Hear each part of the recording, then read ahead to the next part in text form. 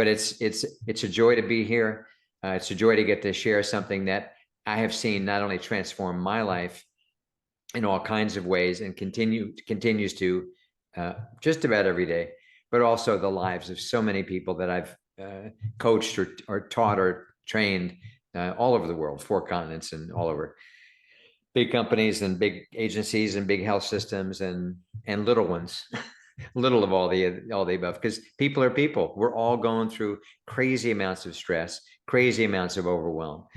Just before we turned on the cameras and open up the doors, you were talking about how people are afraid of of all that's uncertain, and it seems like there's more uncertainty than ever. It seems like anything that we think is certain, we need to immediately question, because that may not be true. It may be that that's not how it's going to happen. So I think that requires us to have extra tools, even if we've been studying about our bodies and studying about our health and breath for a short period of time. It is always useful to find another trick, another tip, another tool that I can use in the middle of almost losing it. What do I do in that moment? And that's part of what I want to contribute to all the incredible knowledge that you'll be sharing with us. Thank you.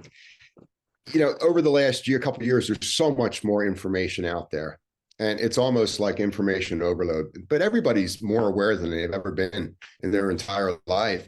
How do we coalesce, and move forward? I think of the great Einstein quote where the student comes to Professor Einstein and says, "Hey, this is the same exam as last year, Professor." He goes, "Well, the answers have changed."